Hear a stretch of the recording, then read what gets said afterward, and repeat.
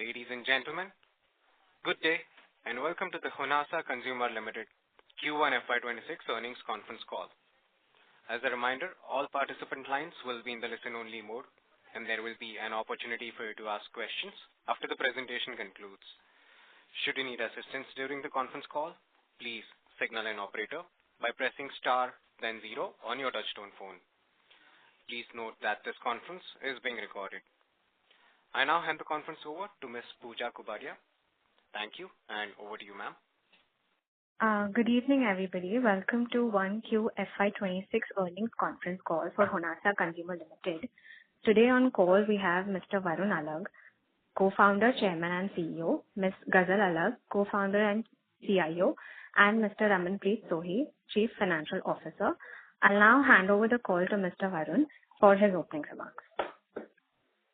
Over to you. Thanks, Pooja. Hi, everyone. Welcome to the Q1 FY26 call. I'll take you through the presentation for the next 10 minutes, and then we will open for FAQs.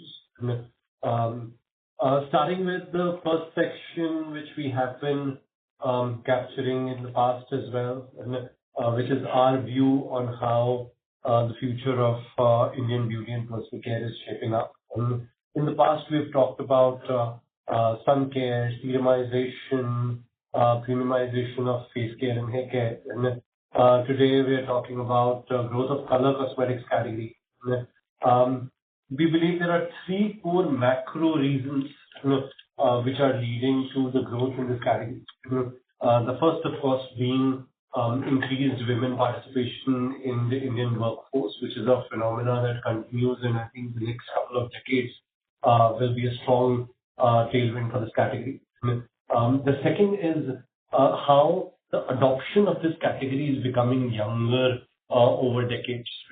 A few decades ago in the last century, this used to be a after marriage category, right? And which is why bridal sets used to be the biggest sort of beauty color cosmetic drivers.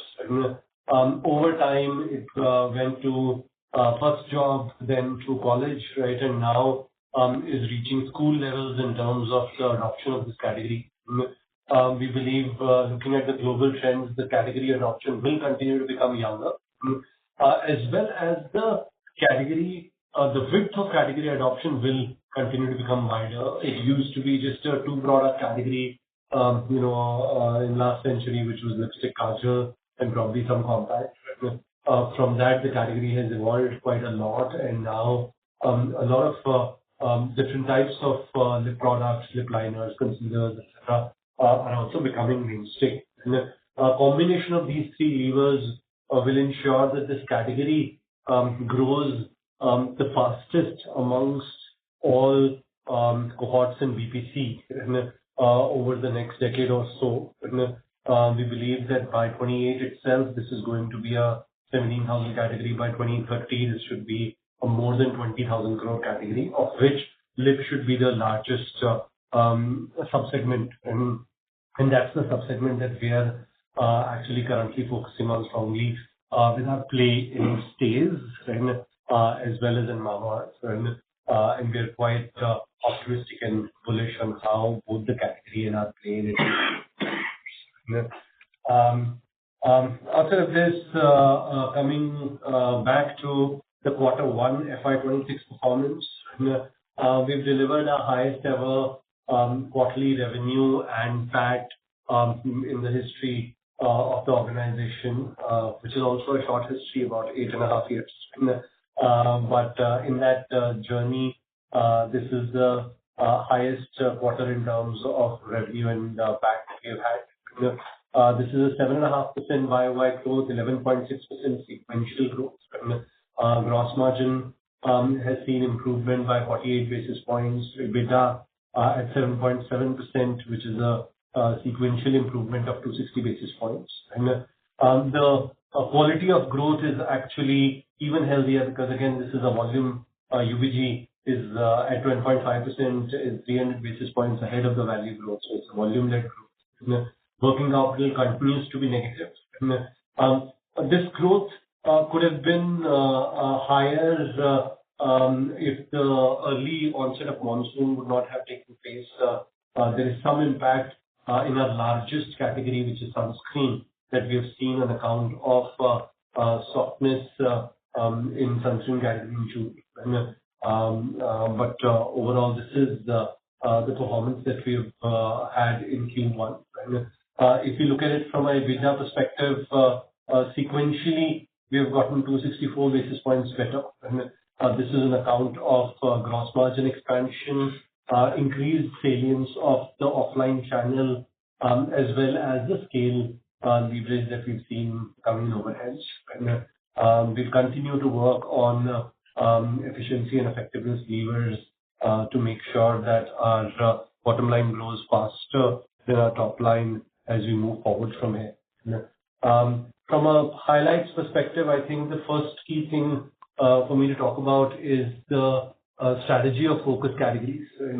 I think while overall value growth is in single digits, but focus categories, which contribute now already to about 80% of our revenues, have grown in double digits. And that's a healthier, indicator of our strategic shift that we can see. And this is actually across, be it in online or in offline, where we've seen the focus category approach working for us. We'll continue to double down on this approach, and we are confident that this will lead to even better results in the future. Mamaearth was a clear area of focus that we have talked about over the last few quarters, and continues to be a strong area of focus for the company. In Q4, we talked about how in modern trade and e-commerce, the focus categories had turned positive. Now, in Q1, the focus categories in these channels have actually turned double digit. And the focus categories across all channels have now turned positive. So again, the change in strategy that we have done is showing results. And this growth is also now competitive growth, because if you look at Nielsen shares in offline or our e-com shares, they are actually growing YoY and sequentially respectively. So we are seeing healthy green shoots of the strategy that we've implemented, which is basically a three-pronged strategy. Focus on sharp category partitions, and in those category partitions have superior products. Awareness-led brand building, right, and an always-on media strategy. This is what we've been executing starting February, and we are seeing healthy results from the same. In fact, in the latest Kantar brand health track, amongst the online buyers, Mamaearth is now perceived as the number one face cleanser and shampoo in the brand power survey that Kantar does, which is again a healthy sign of the brand pull and confidence that we are building amongst consumers. Apart from Mamaearth, the GT distribution has been a continuous area of focus, and happy to say there also the green shoots continue. The strengthening in terms of infrastructure quality is now paying off in terms of earlier the secondary sales growth was healthy in terms of sequential. Now even on YoY basis, that growth is becoming healthy. From a direct outlet reach perspective, we've gained by 50%. Nielsen also is showing a growth of 20% in terms of our distribution numbers. And modern trade offtakes are also healthy. All in all, the pain that we sort of took is starting to pay off in terms of foods. We're still continuing our work on fundamental infrastructure improvement, because this is going to be a long-term lever of growth for us. And that work, both in terms of capability, processes, and infrastructure, will continue to take shape. Apart from this, the young brands continue on strong growth trajectory, with a 20% plus growth in Q1 as well. In all of the young brands, we are looking at now building plus one categories out of their core categories or partitions. In BBlunt, hair fall as a partition, Aqualogica moisturizers as a portfolio, Dr. Sheth's serums as a portfolio, and Stays lipstick as a portfolio is what we are focusing on building. and we are seeing strong green shoots in all of these. And Dermaco, of course, continues its strong trajectory. And we are very confident this is going to be our next 1,000 crore brand over the next few years. And it's also earlier, so the two categories which were strong for the brand and had a 200 crore plus run rate were serum and sunscreen. We are happy to inform that we now have a third category within the brand, which is touched more than 100 crore run rate and is growing at 100% plus in terms of growth. With acne as a partition, being the partition where the brand is doing well. And in Q1, we've also entered in hair care as a category, which itself is a 13,000 crore category, with hair fall as a partition and peptide stem cell as a technology that we've used to enter into that partition. Objective will be like face cleanser to build this into a strong category for the brand. We continue to strengthen the offline channel with strong focus on offtakes and expansion in chemist outlets. But overall, the brand continues to deliver superlative growth, right, and share gain across areas. Innovation continues to be a strong pillar for us, and we have now aligned it more towards again the focus categories that we have called out. Within those categories, entering into new partitions, strengthening current partitions, is the role that innovation is clearly driving. Across the brands, we've done effective innovations with strong launch rationales, which you can see here. Apart from innovation, of course, renovation continues to be a very strong focus area. We have talked about product superiority being something that is on our minds all the time, and we are trying to enhance and improve product chassis across our portfolios. In the past, we've talked about how in serum and in face wash, we have tracked blind test winning, commercialized formulations which are beating the core competition in blind tests. And happy to inform that we now have a shampoo formula as well, which has beaten the leading global brand in blind testing by recent margin. And we are now commercializing this across our shampoo portfolio in Mamaearth. We have also taken pride in the fact that as a company, we are India first and we build for Indian consumers, right, and contexts. And taking clue from that, our innovation team has been working on this technology called anti-pollution factors. And India has a pollution problem, and of course, in the next H2, this will become a large problem across cities. And we wanted to make sure that our sunscreens, right, which provide sun protection, and not only provide protection from sun, but also provide from pollutants. And that's the technology that we have been able to launch in Aqualogica called APF, right, which is an anti-pollution factor technology that provides 80% protection from external pollutants. And now we have that as part of our sunscreen portfolio. We've also been listening to consumer conversations around need for skin type-based skincare. And in line with that, brand like Dermaco, where we have our 1% hyaluronic sunscreen portfolio that we have extended into different skin types now, and with a different sunscreen for dry, normal, and oily. And this is also something that consumers have responded very well to. And so we'll continue our strong focus on listening to consumers and innovating for the Indian consumer. Apart from brands, the next focus area has been around investing in people. We have a few leadership changes that we've seen. We have Yatish, who has joined us as Chief Business Officer, and comes with 15 years of experience across Unilever and Flipkart, and good offline, online exposure, and joins us to lead the business teams across online and offline systems. We've also seen elevation of two of our leaders who've been with us for more than 3 years, and Vilash and Karan, who've taken over as Chief Supply Chain and Chief Human Resource Officers.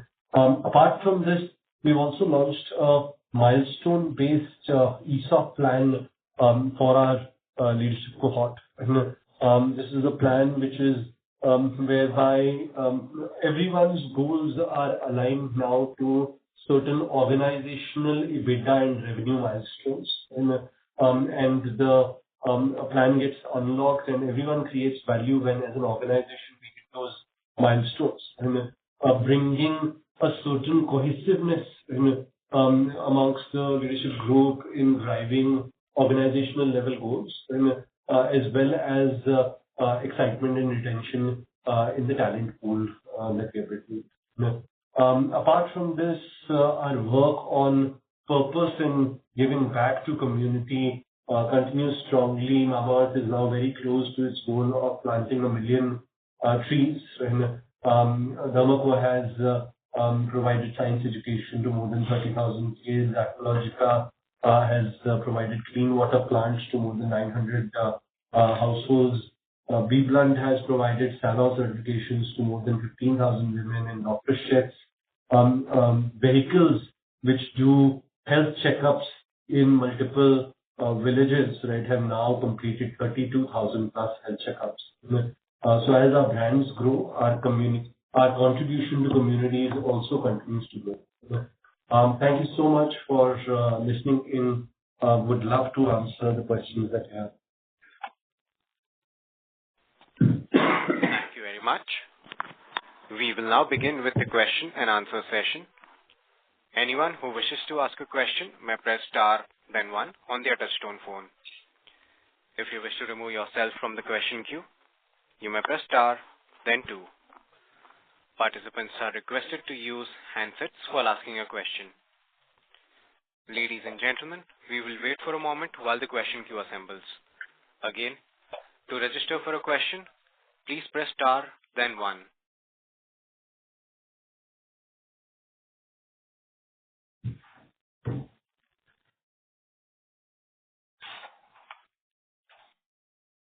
Our first question comes from the line of Dheeraj Mistry from ICICI Securities. Please go ahead. Yeah. Hi, Varun. First of all, congrats on decent performance for the quarter. So the first question is regarding young brands, so which was growing at 30% plus now earlier. Now that growth has come to the 20% plus growth.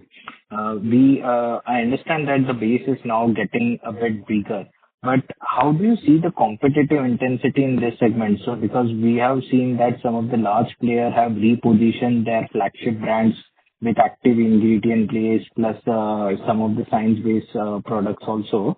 So how's the competitive intensity in those segments, and how you are planning to mitigate that? Hi. Thank you for asking the question. I think firstly, I would agree with the fact that, the size of this cohort has actually become large. It's actually more than 50% contribution now. And so as a group, it's actually bigger than Mamaearth for us now. And which is where the base effect does come into play. But within that environment, a 20% plus continuous sort of growth will make sure that it is a share gain play that we continue to do. Now, also specifically referring to what I talked about, the sunscreen impact is also higher within this cohort itself, because this is the cohort where we have brands which have almost 70% contribution coming from sunscreen as a category. And so there is a bit of that early monsoon impact as well. And competitive intensity, I would say, is high and has been increasing. But I think that's a reality that we are fairly tuned into, and we just need to ensure that be it our formulations, propositions, or our communications remain ahead of the curve, so that consumers choose our brands. So I'm not as worried about that. That's a that's a edge that we need to sort of internally develop. But yeah, I mean, that's what my view on that. Yeah. So if you can help us the growth excluding of sunscreen impact, what would be the growth for the full for this quarter? Yeah, that is like, no, so, honestly, there is at a company level, I would say the impact of sunscreen growth is about 200 basis points.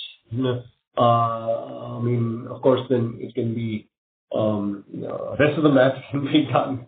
But at a company level, the impact is about 200 basis. Yeah, I completely understand that. And second question is regarding the profitability front. So we have seen decent increase in our profitability during the quarter. So what percentage of this contribution would be because of the lower A&P spend for this young brands we now that has been becoming big? And also in a way, it will help us to see what is the profitability of this younger brand, and if you can break up between TDH and other younger brands.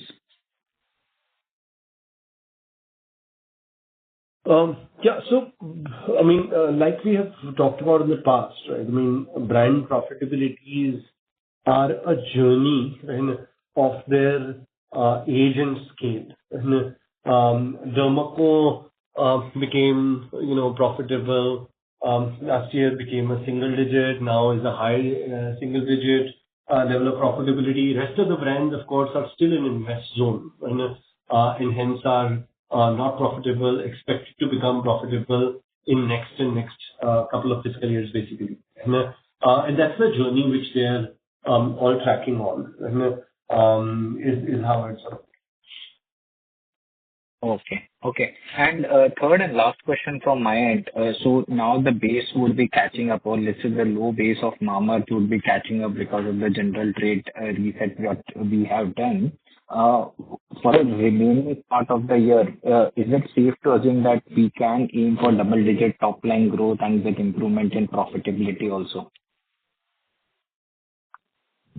Yes, we do believe that for the remaining part of the year, we'll have good double-digit value growth. And from a profitability perspective, we should be in this zone of 7% for the rest of the year as well.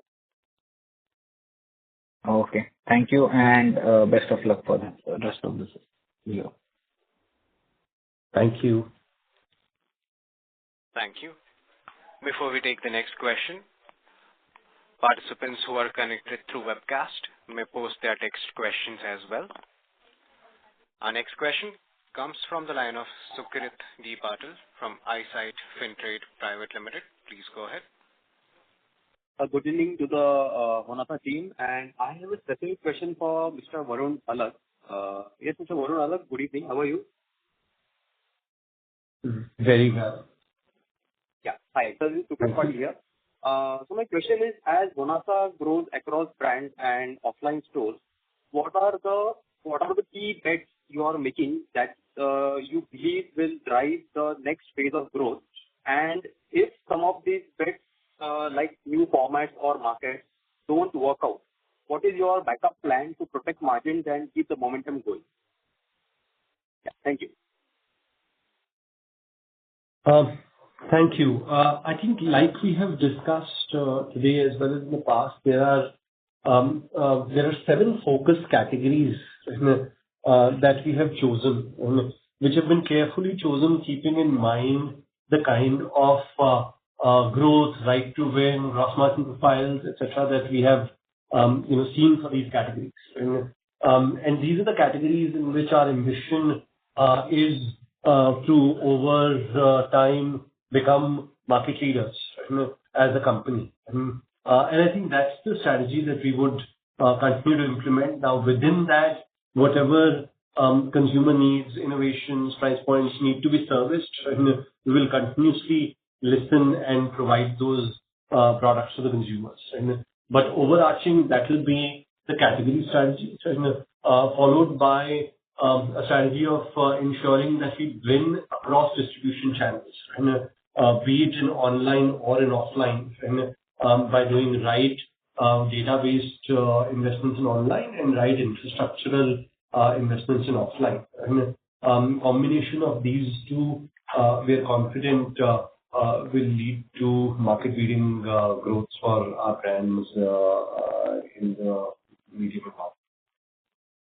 Okay, so just to close the loop, as the competition rises, are there any long-term levers like tech or supply chain or brand partnerships that Honasa is planning in the coming days?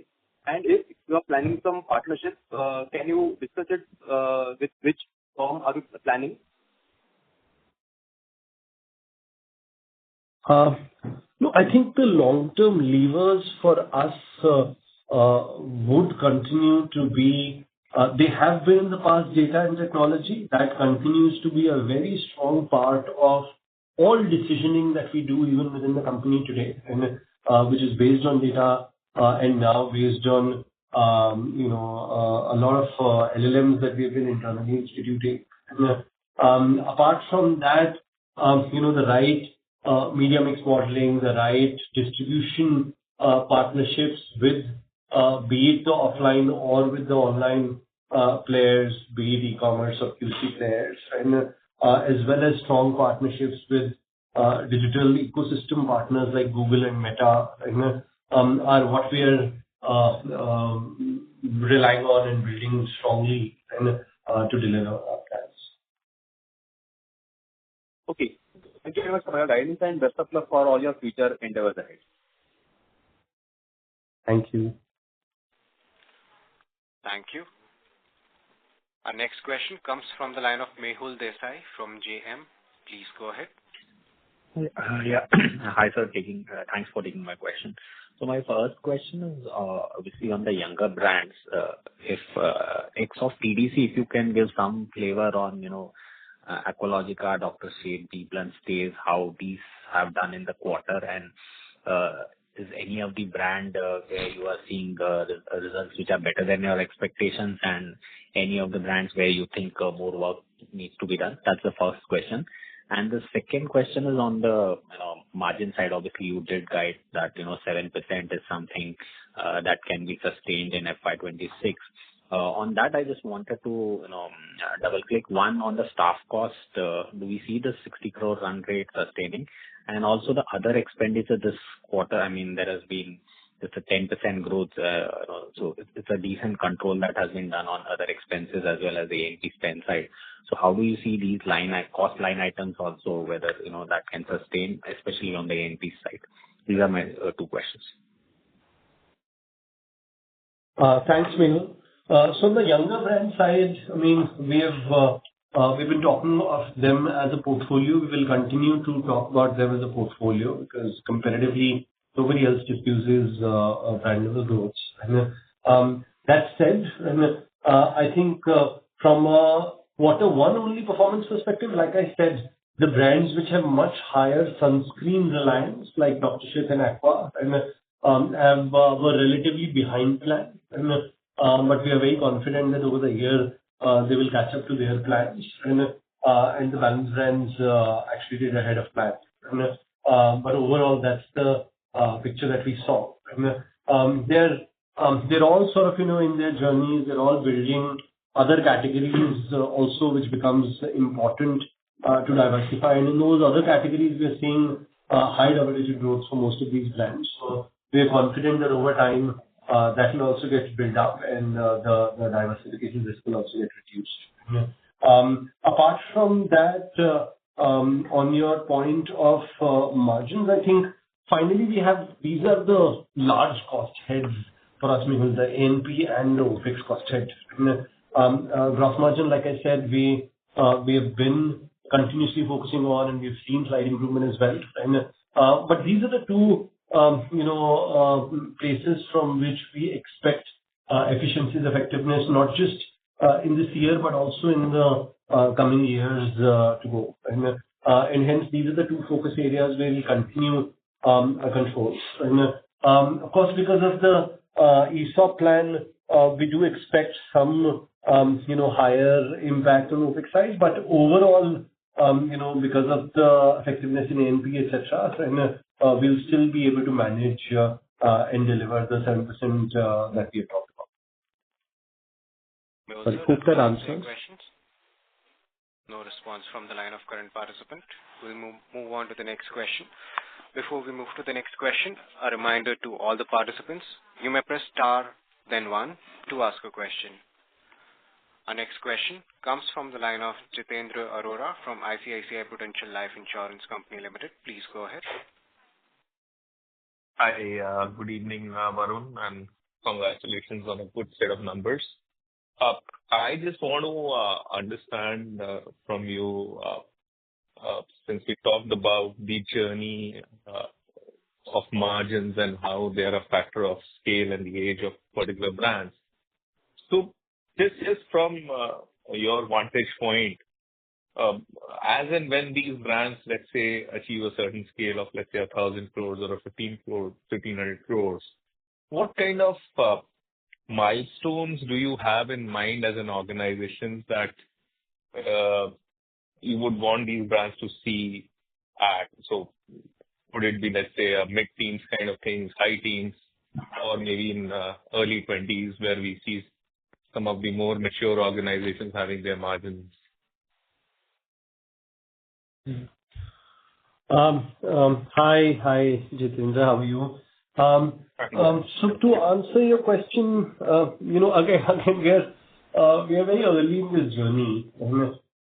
We do believe, from our next 4 to 5 year view, that some of our larger brands will surely be in the mid-teen kind of EBITDA range. And from there on, we will need to further see the journey of next 5 years, how it shapes. The other difference that we also see is the online versus offline kind of brand presence and creation, which is there between us versus some of the other FMCGs, where their online contribution is supposed to go up, our offline contribution is supposed to go up. But yeah, from a next 4 to 5 years perspective, we can still, see that mid-teen in our top brands to be surely happening. And beyond that, I think in a few years, we'll be able to give you a healthier version of where do we see it from the next 7 to 8 years. To put it differently, in terms of what kind of improvements do we expect to see, let's say, year on year? Like earlier we had, I think, said that we will see 100 to 150 basis improvement on an annual basis for at least a few years till we reach. So do you think we are there on that journey that from here, let's say, if we are around 7%, we see a 100 basis kind of improvement at least for next 2-3 years, if not more, and then Very beyond, much. obviously. Not just 2, 3, right? But probably for the next 5 to 6 years, we want to ensure that that's the journey of improvement that we continue to be on.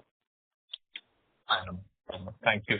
And just one last question on how are we tracking in terms of market share in quick commerce versus, let's say, the GT channel?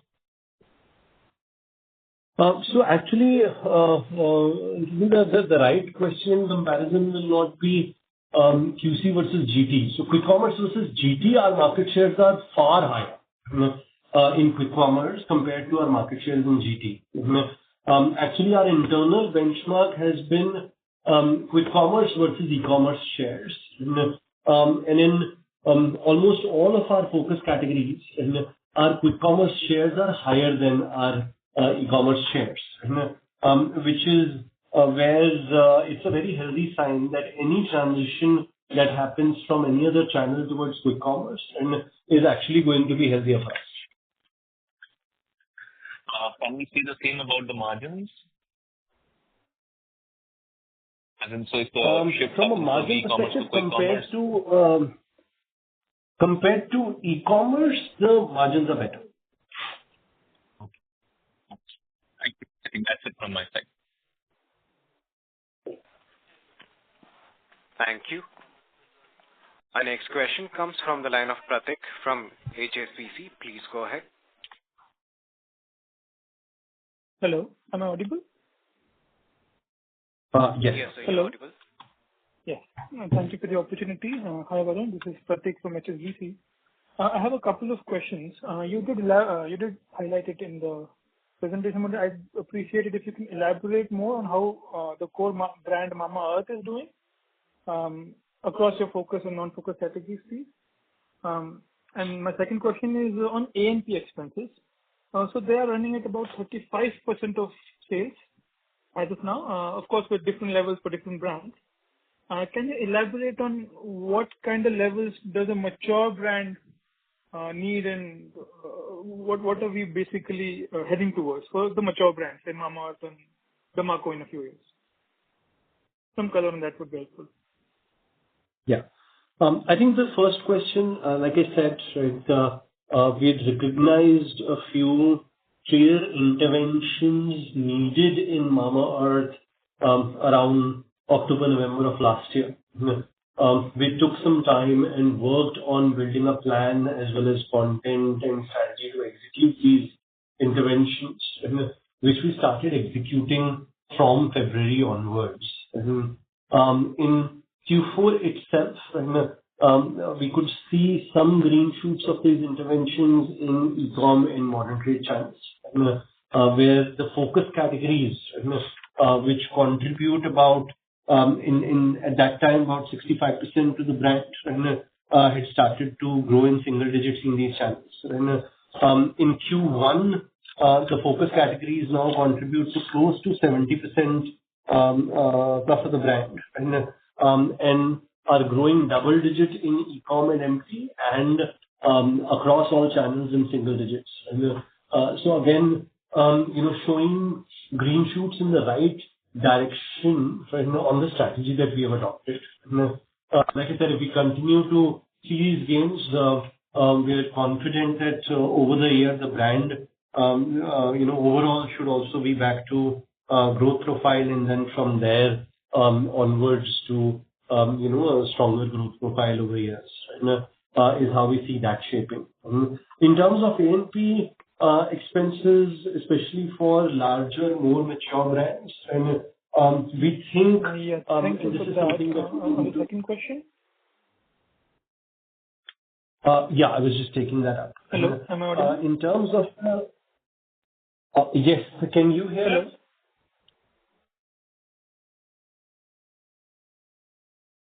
Hi, am I audible? Yes, sir, you're audible. Okay, so I'll continue.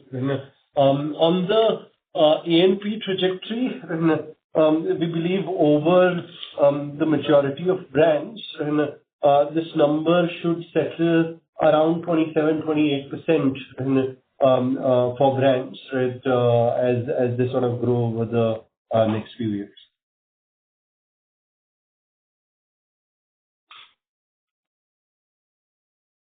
Pratik, sir, does that answer your question? Yes, thank you for that. So you're saying 27-28% is for mature brands, and it'll probably be higher for different brands depending on their journey. Yes, absolutely. Okay. Thank you. Thank you for answering that. Thank you. Thank you. Before we take the next question, a reminder to all the participants, you may press star then one to ask a question. Our next question comes from the line of Neil Doshi from PL Capital. Please go ahead.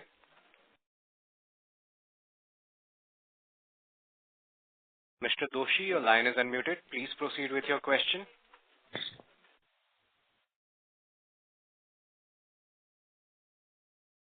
Mr. Neil Doshi, your line is unmuted. Please proceed with your question.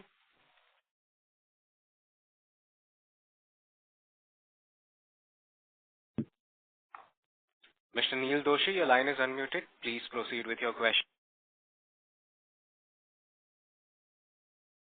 As there is no response from the line of the current participant, we'll move on to the next question.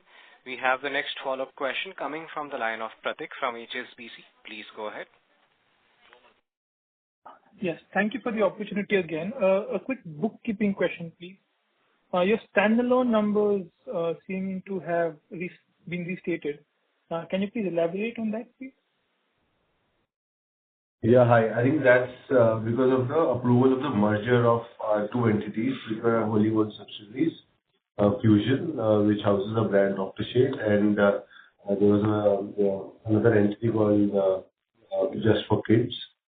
Those two got approved for merger, and hence they have been our standalone financials have been reinstated to that account. Understood. Thank you.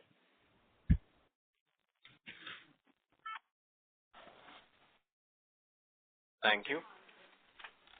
Participants, you may press star then one to ask a question.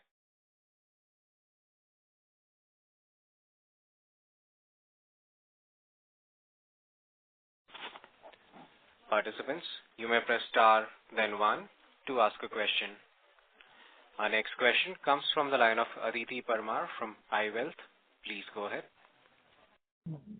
Hello, sir. Hello. Am I audible? Yes, ma'am, you're audible. Please go.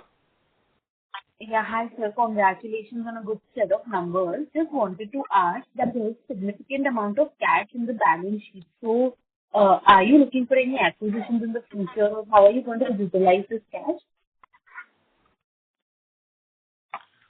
Yeah, hi. Thanks for asking the question.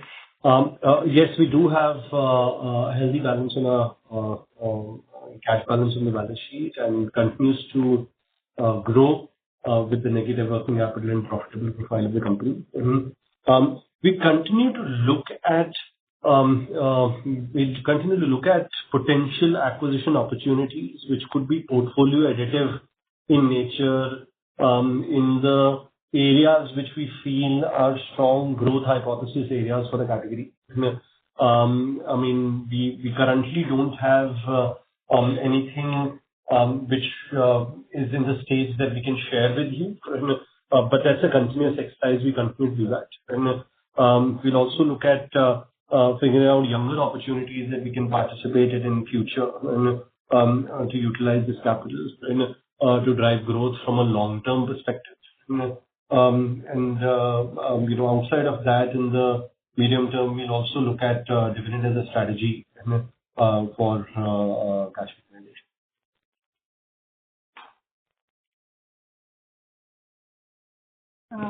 Okay, so that answers my question. Thank you.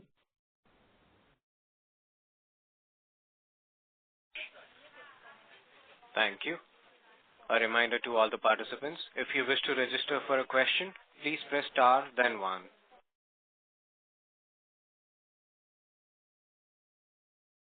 Our next follow-up question comes from the line of Mehul Desai from JM. Please go ahead. Yeah, hi. Just one question again on the profitability side, Varun. Obviously, you had guided for, 150 basis kind of improvement going ahead. Now, obviously, this year itself, we are at 7-odd%. Would you still maintain that guidance of, 150 basis expansion year-on-year continuing over medium term, or you would say that obviously this year, obviously, you have got it ahead of your expectation?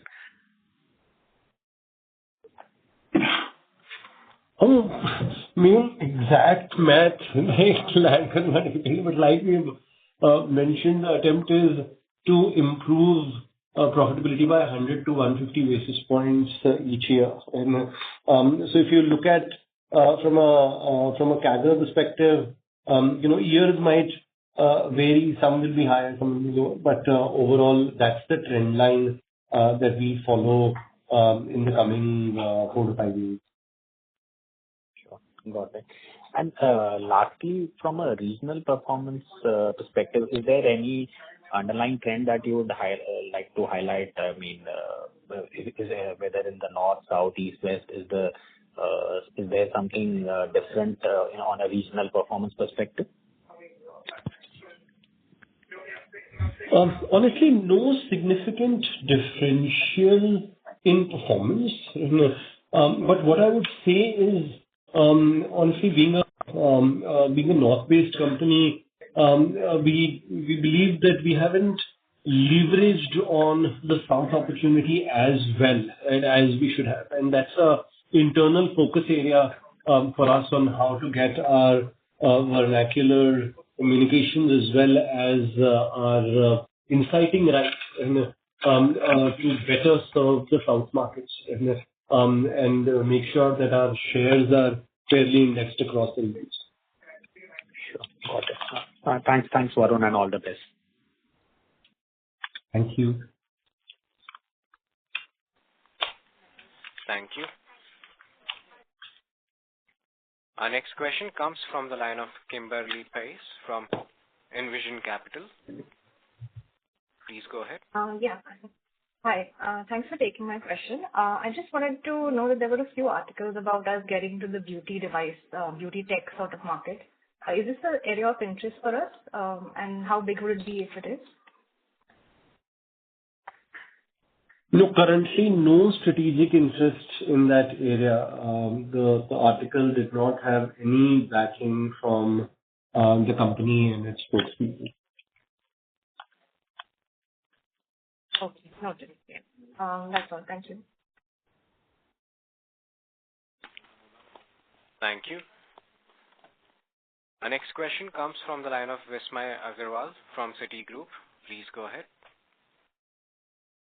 Hi, Varun and team. Varun, if you share an update on Project Weave, how are things trending now that it's been almost 8 to 10 months of that project? And any updates on the distributors that you appointed? Is there any churn or how stable that bit is? Yeah, that's the big question for me. Thanks, Vismay. I think like I mentioned, all our efforts on stabilizing and building an infrastructure which can service our plans over the next 5 years, right? I think we're going in the right direction, right? The direct distribution metrics, like I said, are 50% up, and our inventory levels are very well under control now. Less than 30 days on our direct distributors. We have zero overdues in terms of credit and a very healthy, credit profile also. We continue to improve the quality of our partners on one geographical cell at a time. And that's an ongoing work in terms of improving our infrastructure. But I would say, of course, the worst is behind us, right? But the best is still ahead of us. We still need to continue to work in terms of improving infrastructure quality across cells, which is an effort both in terms of people, capability, and partners, and that our teams are doing. Mr. Agarwal, does that answer your question? Yeah. Sorry, the line broke in between. Yeah, got the answer, Varun. Thanks for that. Varun, just one more bit is on the statement that is there in the presentation where you say the secondary sales are going on a healthy rate. Now, but when I look at the Mamaearth overall brand performance, it's probably a slight decline, whatever that quantum be. And then I would assume the general trade part of it is where there's still some bit of rationalization and the non-focus part, the ex-of-focus part rather, which you're doing. So from that aspect, is there still a difference between the primary and secondary sales, the way the brand is trending, or not so much? So very slight difference in case of Mamaearth, where we still continue to be very sort of sharp about correcting assortment and driving the right portfolio. But then there is also the positive delta that the channel is getting from Dermaco scale up and introduction, combination of which is leading to positive sort of momentum at a channel level. Good. Great. Thank you and all the best. Thank you.